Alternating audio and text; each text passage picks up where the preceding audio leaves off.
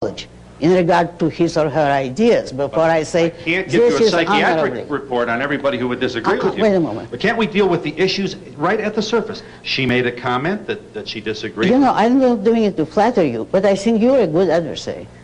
You ask intelligent questions, you're sure when you disagree, but you're focused on ideas. So am I. Oh, so was she. So was she. No. She was talking about your ideas, and all she said that she's parted from some of your writings. Hey, show me a person who's universally beloved, and I'll show you a person who isn't doing anything. No, if she's parted from my writings, that's her loss, not mine. But why announce it to me? Okay, but this is the kind of, we have to be able to talk about this without rancor, huh? Well, I don't think I'm very rancorous right now. No, not yet. You can't tell. Okay. Your position is desperately close to the dictator who says, if you disagree with me, you are not honorable, I will not deal with you, and I may send the Savak after you. That's the next thing. Now that is your... I wouldn't suggest you would do that. I'm saying this is the beginning of an attitude that... You mean that if you are opposed to a dictator, you say, well, reality is one thing for you, but it's another thing for me. Let's all be guided by our feelings and not by the evidence of reality. Okay, the problem with the conversation is you and I would have to both choose a dictator for us to be equally comfortable in discussing it, huh? I mean, your definition of a dictator may be different than mine, or vice versa. My definition is very simple and objective. Yeah, what is Anyone who will enforce any idea or prejudice by physical force, anyone who initiates the use of force against another human being, in that instant is acting like a dictator.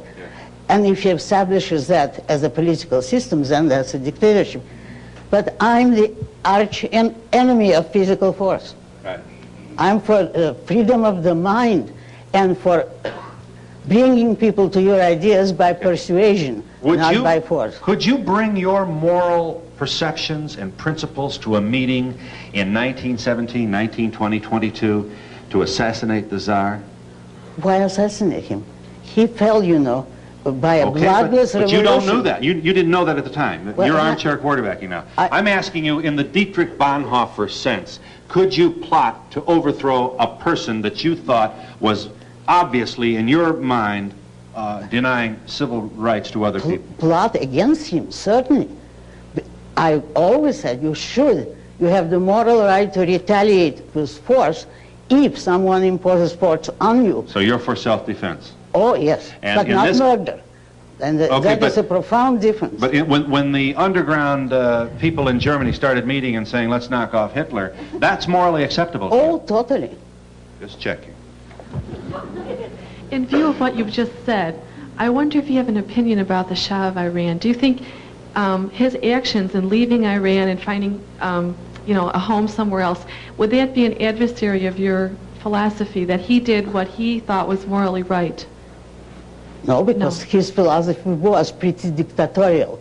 I don't approve of him at all, I don't admire him, but if this country gives refuge to communists and ex-Nazis and every kind of refugee, they should have given him refuge. I don't see why not, unless they decided, by they I mean the government, that it's not to our interest. If somebody threatens this country and his ideas are so evil that it will create damage in this country, then you have the right properly to refuse him. But that doesn't justify a dinky, miserable little savage country that exists only on the proceeds of the oil they robbed from us, dictating our internal policy. Because that is what they're doing. They're telling us whom we can admit and whom we can't admit. By what right? Hi. I had a problem with understanding Ms. Rand's philosophy. At the beginning, or earlier in the show, she said that she only believed in a romantic type of art and didn't believe in things that were based on realism. She didn't think that... You don't think art should necessarily reflect life, especially life as it is today? Exactly, and I recognize other schools of art, only I don't like them. I prefer is romanticism. I just found that a little bit contradictory with then when she said in terms of religion that she didn't believe in religion as we do because it's not based on realism, as she said, and more mysticism. You're mixing categories. You see, the issue of religion is metaphysical. It's so in nature, in reality. Now, art is not metaphysics. It's not there without man. Art is man-made. It's a product of man. And when it's a product of man, you don't have to copy it. You don't have to say this is a fact because 10 men did it that way. You create your own art, or you like a school of which there's only one representative. Anything that is man-made is open to reason, but not by the same kind of mental process as metaphysical or scientific factual issues. For instance, here I can only recommend that you read my book, The Romantic Manifesto, because I couldn't cover it in a few minutes. The reasons why I can demonstrate to you that Romanticism is the best school of art, the best, most justifiable, but not the only one. Over here, please. First, I would like to say that I am a believer, praise God, in God. And what I want to know from Mrs. Rand is that why is it so hard to accept gratitude? You think it is? No. I think it's a very pleasant emotion. To accept gratitude? Yes. Well, in what way do you classify me with that question? Does it mean that you're a weak person? You know, like if a person tell you thank you for something that you have done for them, and you says, well, you know. Yeah, but if you mean that I and other people should say if they've achieved something, thank God. It's God who helped me to do it. But if you make a mistake, well, then it's my own evil fault. You see what it does to your self-esteem?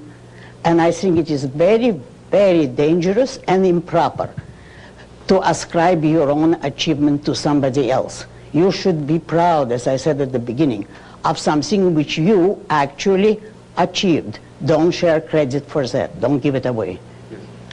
Ms. Rand, I'd like to say that in past years, I read your books and I enjoyed the excitement and especially the settings of them, which were far removed from my life.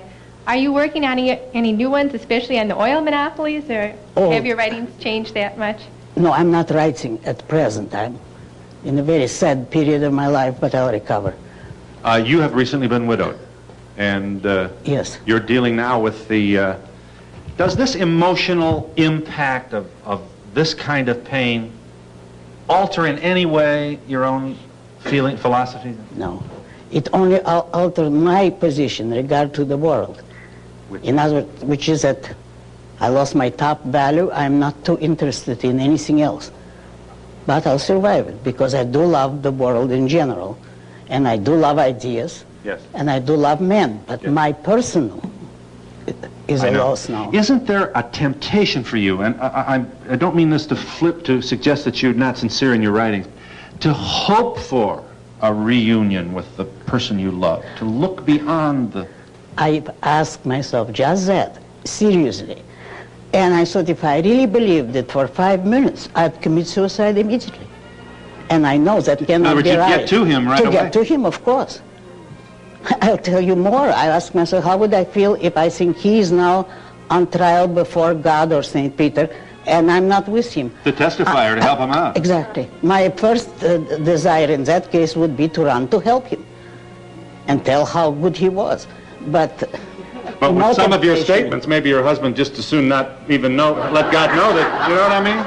He was more of an atheist than I am. He was. If there could be degrees. My comment is offered with love. I hope you know that there's nothing flip about it, because I know your pain is real, and we share it with you, and hope that you'll walk out of this wood soon.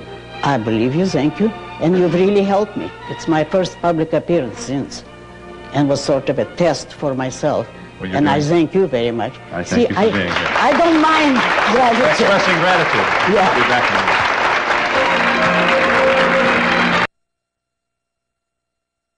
So much for your visit with us. I'd love to know what they're going to talk about on the way home in the car, wouldn't you? Miss Rand and I thank you and hope you have a nice day. Goodbye, everybody. Thank you.